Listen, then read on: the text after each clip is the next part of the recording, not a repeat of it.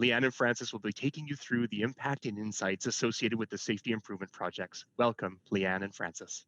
Thank you so much, Chris. Welcome and bienvenue. It's an absolute pleasure to be with everyone here today. I've had the pleasure of the last 18 months sort of being an observer, a fly in the wall, to hear all your projects, insights. So it's been fantastic. I also want to thank you for those who have been able to participate in the interviews and provide narrative. It's been a very rich experience for our evaluation team. And thank you for keeping yourself, your community, your family, and the people you're providing care to and leading care through safe through our pandemic time. I want to thank CPSI, obviously, for the opportunity to provide a brief overview of the evaluation of the Safety Improvement Project Learning Collaborative. As mentioned, I'm joined by Francis Bruno, who's the evaluation research coordinator, and in partnership with Dr. Ross Baker and CPSI team, we wanted to recap for you the overall purpose of and the nature of the evaluation, and then also to share some qualitative narrative that is very echoing what we've already talked about in the last day and a half in the Congress, and then also prime you for what's next in terms of the next few months as well too. We also, as you know, we have a chat this afternoon too, where we can dive a bit deeper into the findings and discuss sustainability, spread, and scale in a bit more detail. So next slide, please. So a quick update on the nature and scope of the evaluation. So we are interested in gaining insight into what is the essential ingredients of implementing this integrated approach to enhancing safety and quality, and the building, as was referred to, the sustainability capabilities, the implementation capabilities of which sustainability is a key part of. We are also interested in how this integrated approach is, and will continue to impact change and improve it in culture, team, learning, sustainability, and spread. And finally, we are interested in identifying the contextual factors that enable sustainable and scalable change and improvements in healthcare organizations, networks, and systems. We are employing a mixed methods approach that is involving surveys, qualitative interviews, and project-level process and outcome measures over time. In this session, we will share key insights on the perceived impact of participating in the collaborative and the applications of your learnings to your local context through the narrative that the coaches and the teams have shared with us to date. I'll now call Francis to go over the next few slides, please. Great, thanks, Leanne. So as you know, the SIP Learning Collaborative involves 19 teams from the 3 safety improvement project topics, namely teamwork and communication, also known as team steps, enhanced recovery after surgery, and medication safety at care transitions. So we continue our efforts to recruit more teams for interviews as organizations are at various phases of institutional ethics board approval, with most obtained or received reciprocity from the University of Toronto, which means that we didn't require institutional ethics approval. So in terms of recruitment and data collection, we were able to engage and interview 9 primary and secondary coaches who provided us with preliminary insights and were able to offer us some contextual information as well as we moved forward with the team interviews. With respect to team interviews, we were able to successfully engage 15 participants across different organizations, which represented a fair variety of the SIPs. We would also like to note that the research ethics board approval process, as well as the recruitment and the data collection activities, were also impacted by COVID-19, which influenced the capacity of the research teams, the SIP teams. So we do continue, though, our efforts to engage team members and organizational leaders to participate in the interviews. Great, thank you, Francis. So what are our preliminary insights from the coaches and teams? Well, again, as mentioned, they're very similar to what Julie had shared with you yesterday. Really, what's evolved is sort of 6 key areas that have emerged as these themes. 1, reinforcing of and opening eyes to implementation science by an expert facilitator. And 2, valuing the sense-making and strategy shared by coaches. And these are what the essential ingredients that really emerge as a key success to the actual learning sessions. The next 3 themes elucidate the context of local and regional implementation and identify facilitators and barriers that were experienced, including enabling project progress by leadership, alignment and team commitment. The fourth theme of balancing activities with competing priorities and accountabilities. And the fifth theme of experiencing challenges associated with turnover, lack of buy-in, and what was referred to as project peripheral pieces. And I'll come back to that in a bit more detail. The final theme, not surprising because we have been conducting the interviews in the last 2 months, was around the specific of our context within COVID-19 and that shifting from pausing and scaling back to now picking up amidst COVID-19 as well. So I'll go into each one of these in a little bit more detail and share some narrative with you that we heard from many of you in the room. So the first theme reflects the range of how participants had their eyes open to and reinforced that they knew about implementation science. Both the content and the interactive style of the expert, Julia Moore, who you know quite well, was noted by all interview participants today, all of them. For some, implementation science, as part of an integrated learning approach embedded in the Learning Collaborative, was the missing piece on how best to implement their improvement project and or focus into their local context. As one coach shared, that a huge contributor to success was the participating teams had the what and the knowledge of translation implementation science guided them through and supported them with the how. As one member shared, it's been a rewarding learning experience. We had our light bulb moment when we were a few months in, when we really started to apply the concepts around barriers and facilitators and using the COM-B theory to lead our way, to help inform our way forward from what approaches we would use in implementation. And wow, it really works.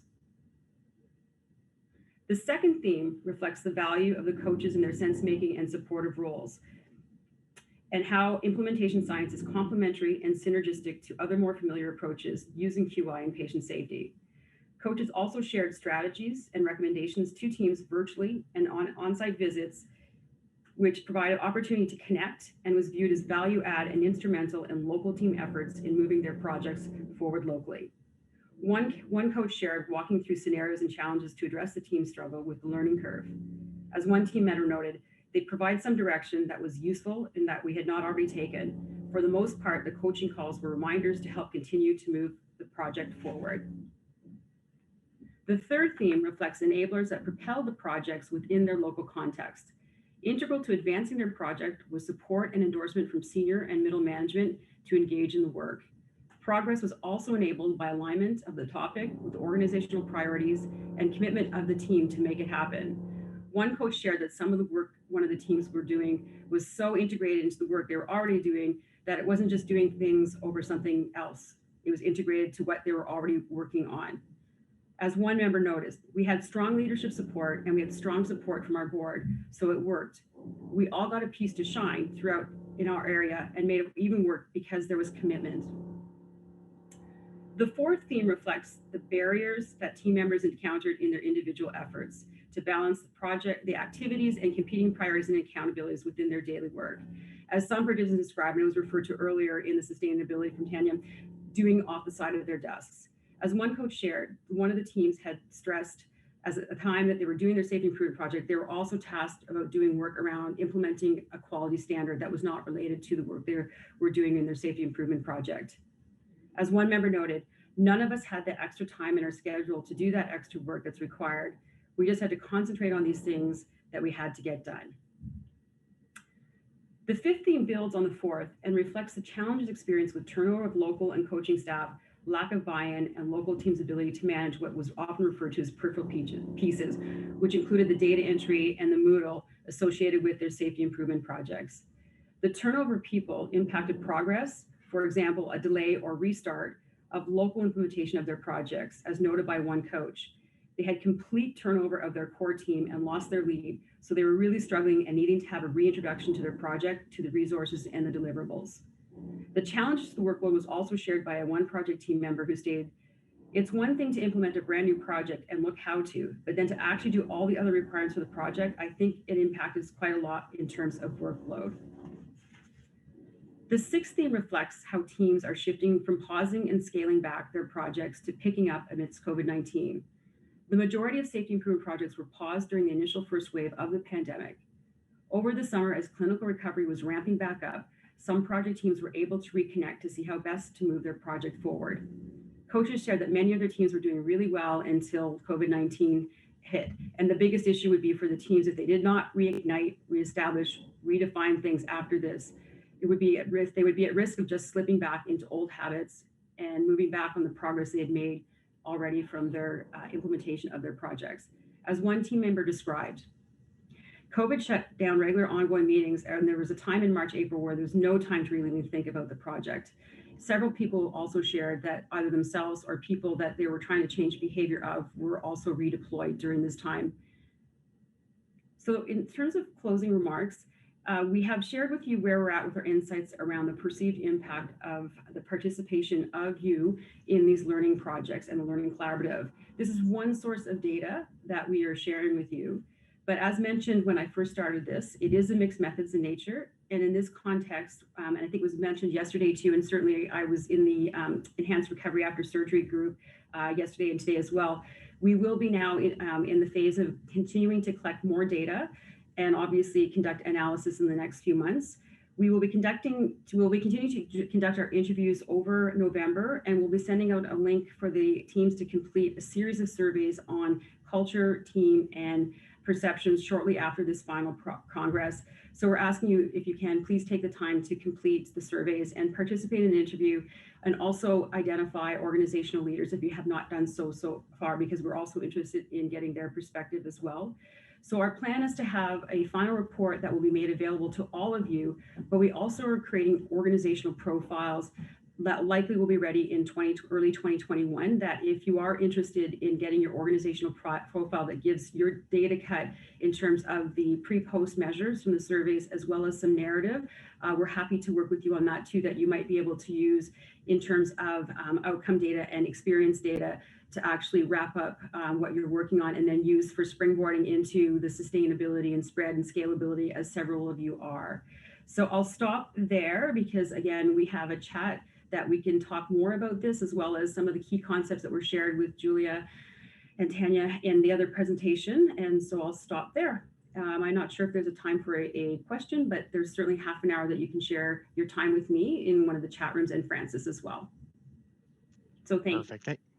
Thank you so much, Leanne. We do actually have a little time for some questions. So while people are considering what to put in the Q&A section there on the side of the screen, I actually had a quick question for you about outliers. We've heard summary reports and sort of engagement reports, that kind of thing. I'm just wondering if there's anything that kind of surprised you, any kind of outliers, any kind of stats that, oh, I wasn't expecting that kind of result or anything like that. I'm curious. I'm always interested in the exceptional. Did you find anything like that, Leanne?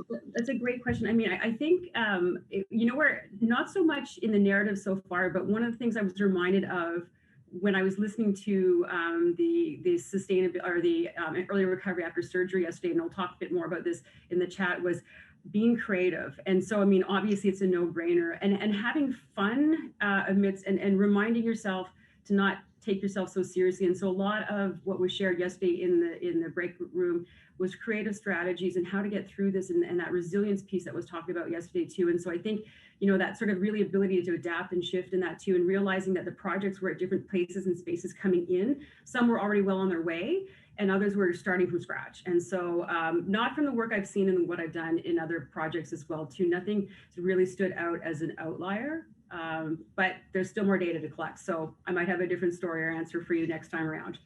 Absolutely, yes. The resilience piece was really significant when I saw that yesterday, of course, because really you can teach this entire process and watch this entire process, and then slam right in the middle of it, we have a COVID, and all of a sudden everything else is up in the air. So I respect that. Not seeing any Q&As come in. I'm sure they'll come up in the breakout session that you're looking forward to in a little bit, but thank you so much, Leanne, and thank you, Francis, for your time.